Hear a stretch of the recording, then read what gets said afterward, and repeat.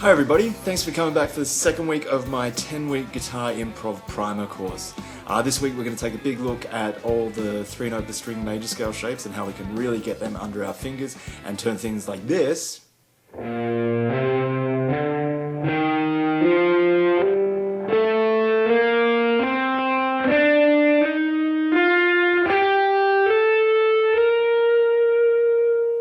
into something more like this.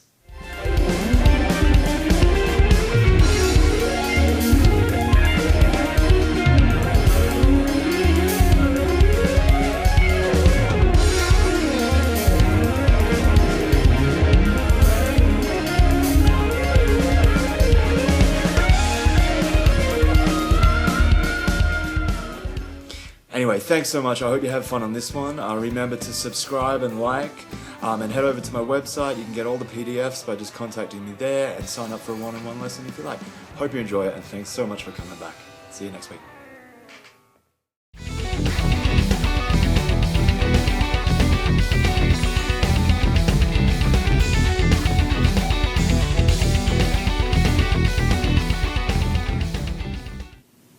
Okay, so here we are, back for week 2 and ready to take a really big look at all our 3-note per string major scale shapes.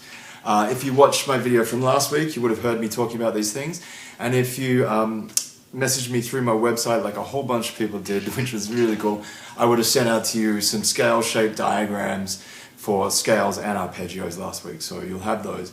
If you don't, please contact me through my website, andrewweirguitarist.com, and I'm more than happy to send them to you for each week.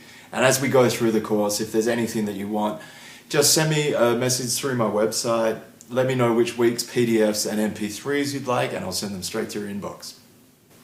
Alright, so we're going to talk about 3-note per string major scales this week, and how to get them under our fingers, memorize all over the fretboard, and really get that fretboard knowledge and fluidity up. Alright, so why major scales? Why am I using this 3-note per string major scale technique as one of the 2 main tools that I'm using for my improvising? Well, for me it's something that most people know, it's an easy thing to get around the fretboard on, and it'll generally work depending on our transpositions and where we want to put things. It's a scale that we can use to get through most harmonic settings, all the way through from blues to rock and even into jazz stuff. Sometimes some of the notes that we use aren't necessarily going to be exactly representative of the chord that we're playing over at a certain point in time. So I use a little trick sometimes that I call kind of tweaking the scale or adding some notes in. But we'll talk about that later on in the course. There is a little demonstration video within here that I'll put up in a minute, which will show me using playing over a C7 chord, which is on one of the backing tracks that I've included for this week. And I'm using a C Mixolydian scale, which is just an F major scale, but I'm adding in a minor third every now and then, and not thinking about changing scales. I'm just thinking about tweaking that note in the scale just to get a bit of a different sound. Again, it's going to be something that we'll look at more in depth later on, but take a look at how here I can use just a normal major scale sound and mix it up a little bit by adding in a minor third.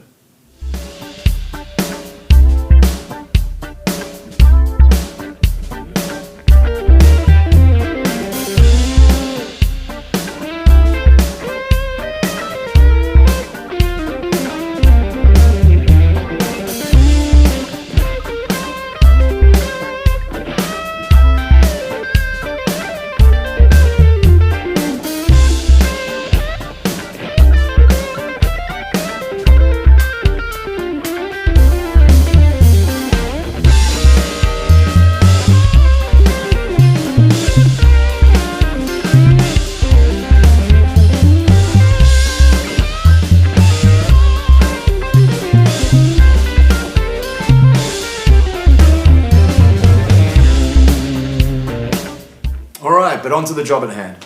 So what we want to do is get these 3-note per string major scale shapes really under our fingers. So the first thing to do is to take that sheet that I sent out to you last week and really memorize each of the shapes. I wrote those up through the entire fretboard in the key of G, I believe. And the first thing to do is really just memorize each shape on its own. Really get them under your fingers as much as you can. Another thing to remember as we go through this course, we're going through fairly quickly. So if you don't feel like you've memorized all those shapes from last week, there's absolutely no problem with that. Take another 2 weeks, take another month, take a year, it doesn't matter. These videos will be here for you forever to come back and reference.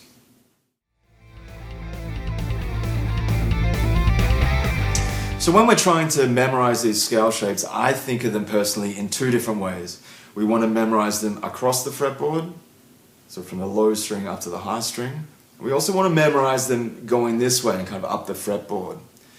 What we eventually want to do is blur the lines in between all these 8 scale shapes that we've learned and make them into kind of one big scale shape.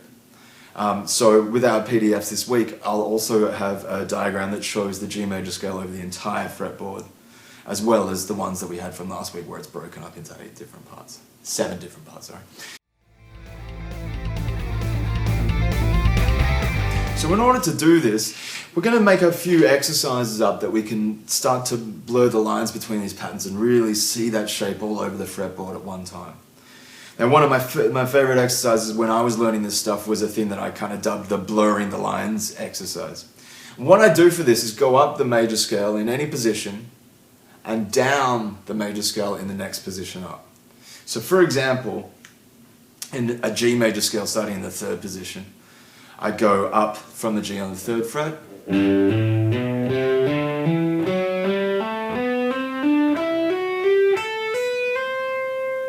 When I reach the top string, I'm going to transfer into the next shape up and come down that next shape.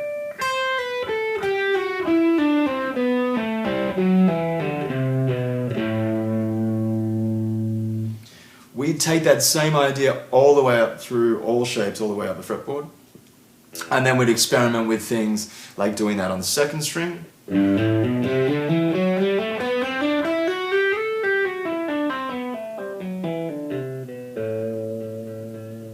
Or even changing over on the way down. So we might go up, change over on the 1st string, then when we're on our way back down, we might go down a scale shape on the 4th string.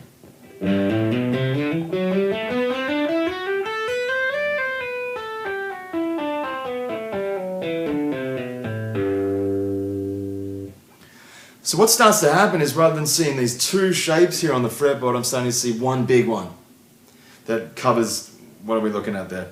7 different frets. So eventually we'd start to do that over the whole fretboard and join up all our shapes so that we'd feel quite comfortable moving from anywhere down on this fretboard, part of the fretboard, so for example in the key of G, to anywhere up here.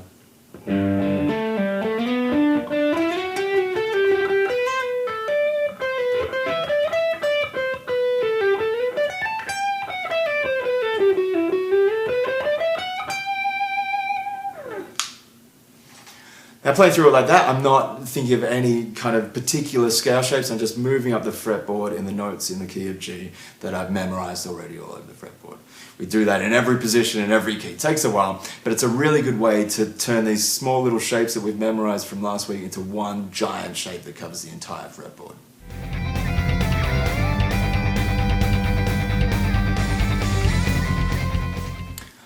Okay, so that blurring the lines exercise kind of gets us knowing the scales over the fretboard this way, but the other thing that we want to do is be able to swap keys when we need to as well.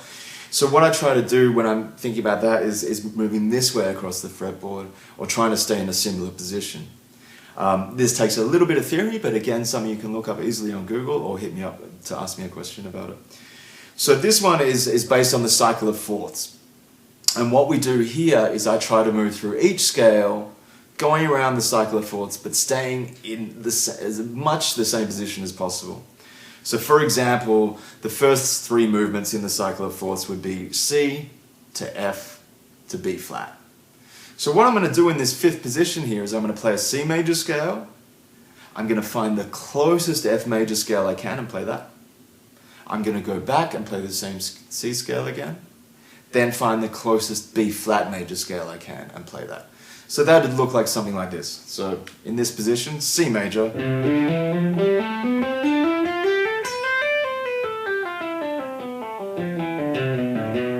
Closest F major scale I can find is one right here. I don't even have to move my hand at all.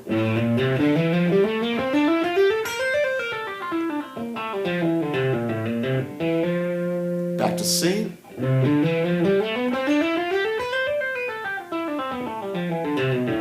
Closest B flat.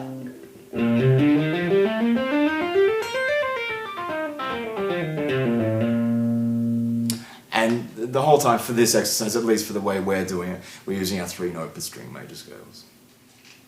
And of course, same idea with that as well. Moving that cycle of fourths movement, I do that in every key, in every position. And what we're practicing there is moving every scale to every other scale in every fingering, in every single positioning on the guitar. So eventually, over a few months, you're going to cover every single possibility of where you might need to change in any kind of harmonic setting.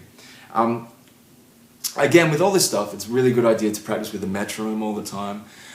There's a lot of different time exercises that we can do in terms of where we place the metronome and how we use the metronome. We'll spend a whole week talking about that stuff later on. But for now, stick on a backing track or a metronome or a drum track to practice any of this stuff with, because we really want that time to be solid when we're soloing through anything.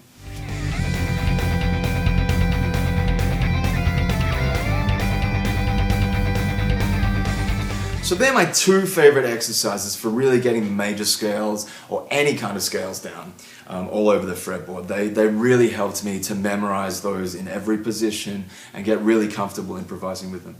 Because what we want at the end of the day is to be very, very comfortable so that we can really worry about what music is coming out rather than trying to jump around and look for the right notes all the time.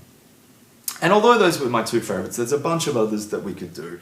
Our basic interval exercises, which I've included a PDF of that as well for you guys. So for example, in G major, playing thirds.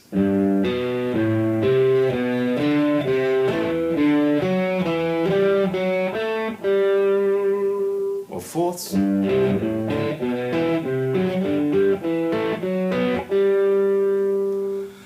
Going through the scale in arpeggios or triads.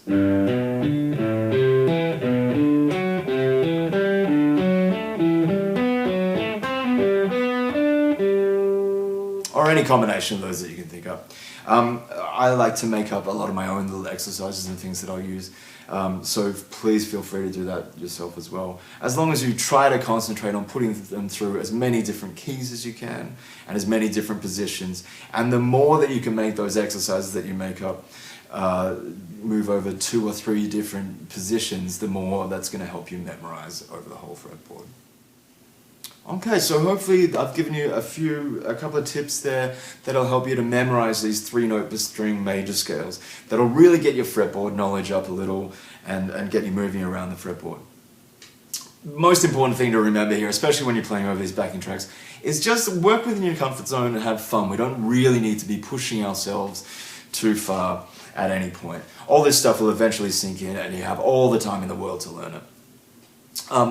I'd just like to say thanks again for watching the whole video again. It's been really fun explaining this stuff to you.